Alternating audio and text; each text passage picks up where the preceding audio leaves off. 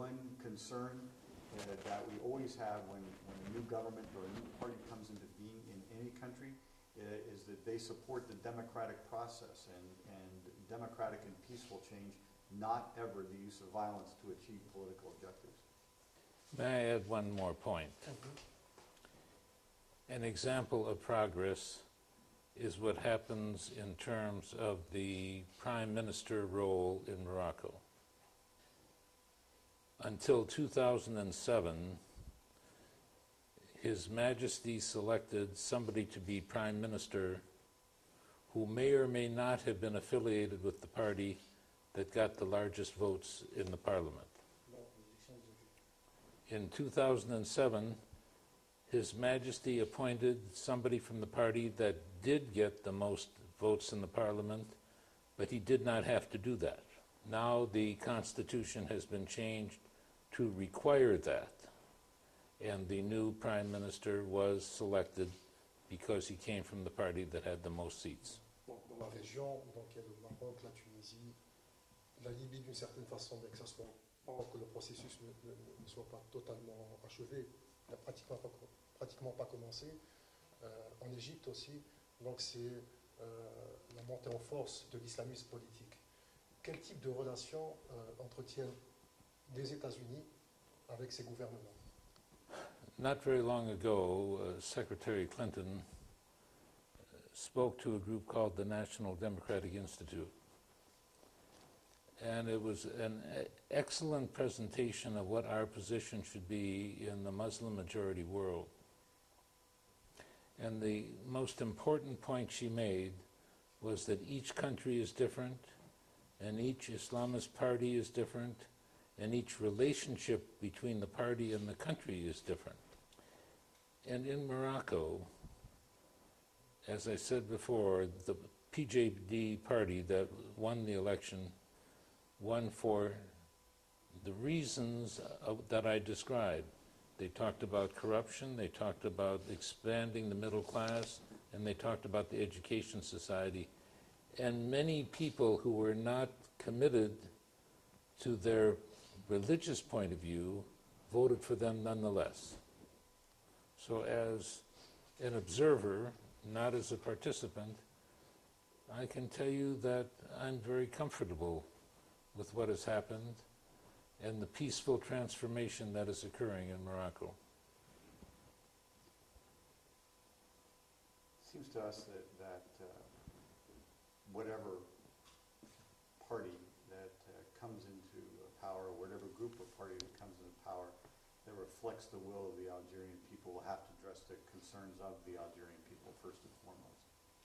And we have relationships all over the world with countries which hold all different kinds of ideologies.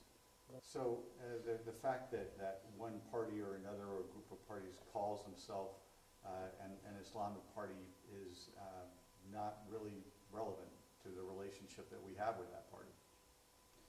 It's whether they find it in whether the new government or any government finds it in their interest to have a good kind of relationship with us, and whether we find it in our interest to have a good relationship with them. Just as a matter of fact, if you look around the world, the governments that we have the most effective, mutually beneficial relationship with those are the ones that are democratic and dedicated to serving their country and do politics through peaceful means. And then, just as a matter of fact, I can tell you that as embassies do all over the world, we have contacts with a wide range of Algerian political parties, and we would expect that to continue.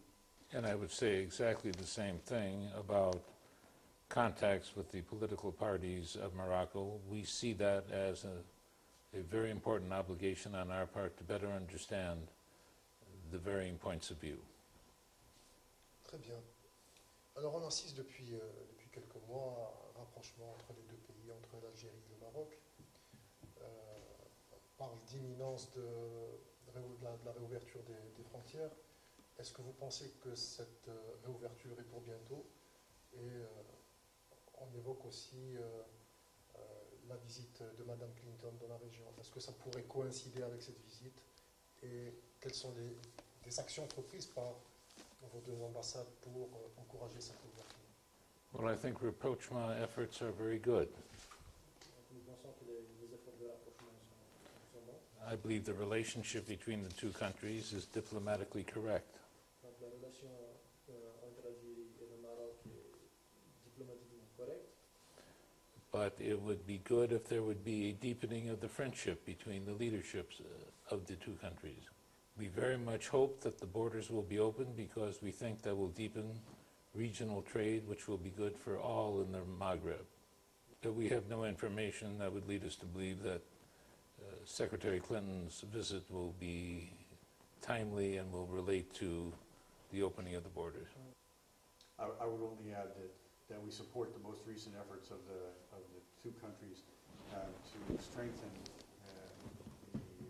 the work of the Arab Maghreb Union, and that it's our view that a stronger, more economically unified Maghreb that cooperates, that has strong cooperation, particularly in the security field, that this would be a phenomenon that would be absolutely in the interest of the United States, and so we absolutely support the efforts that the two countries are making. Justement, à propos de l'humain, est-ce que, qui est en voie d'être lancé, il y a plusieurs initiatives, est-ce que vous pensez qu'il y a de la place pour un espace aussi restreint pour deux leaders? Room for two leaders? Well, I think there's room for 4 or 5 leaders. How about partners? How about 4 or 5 partners? That's not a huge number, and that's an organization that can work on the basis of consensus and agreement and shared mutual interest. So, partners is a good word.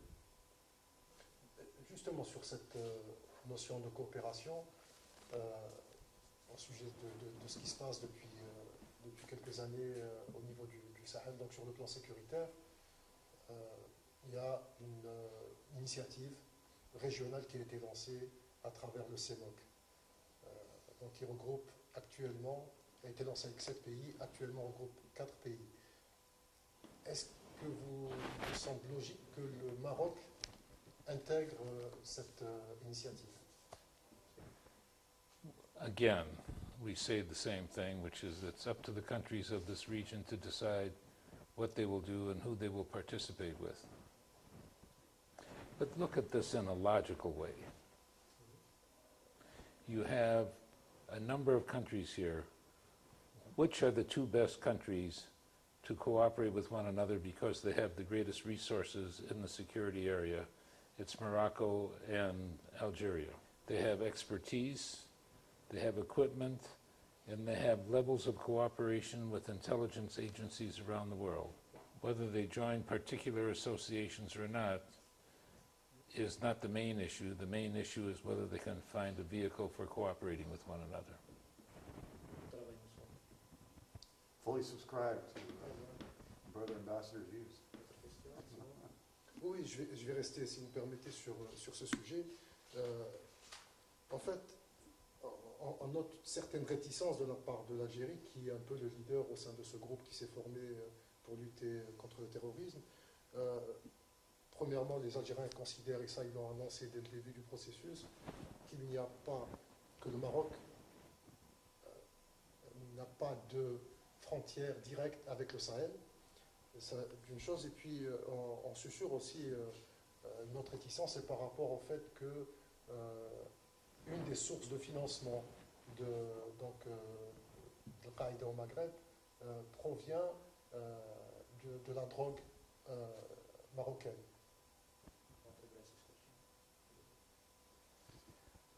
I think we have to go back to the Ambassador Kaplan's previous answer here. The logic, given the capabilities and the historical partnership, is just overwhelming. And I would say that if there are problems between neighbors, the answer to overcome those problems is a stronger relationship, more engagement, not less. If I can take an example from our own closest experience, the relationship that we have with Mexico is critical absolutely one of our most important. It's also sometimes difficult. The answer to dealing with that is more engagement, more dialogue, deeper relations. That's just a thought from our own experience. Maintenant, si vous permettez, on va aborder le dossier du Sahara occidental. Lorsqu'on voit vos carrières, donc vous êtes professeur de droit, vous êtes diplomate. Selon vous, pour le règlement de ce dossier, est-ce qu'il faut s'en tenir à l'application stricte des résolutions de l'ONU, ou alors aller beaucoup plus vers une solution plus diplomatique? Of course. We support the United Nations resolution. We support the negotiation, and we hope that there will be we say again and again and again, a mutually agreed upon, peacefully obtained, and sustainable solution. That's the goal for all of us from the beginning, and it's the goal now. The fact that Ambassador Ensher is a careerist and I'm a political ambassador, and we both agree on this, I'm sure, is only a reflection of the fact that it's perfectly logical and sensible. Nothing to add to that at all. Je voudrais maintenant aborder la situation actuelle en Libye. Est-ce que vous pensez que ce qui se passe actuellement en Libye est préoccupant? Et est-ce que l'intervention étrangère finalement n'a pas créé une situation compliquée? Je cite à titre d'exemple les missiles solaires qui ont été découverts il y a quelques jours dans le désert algérien.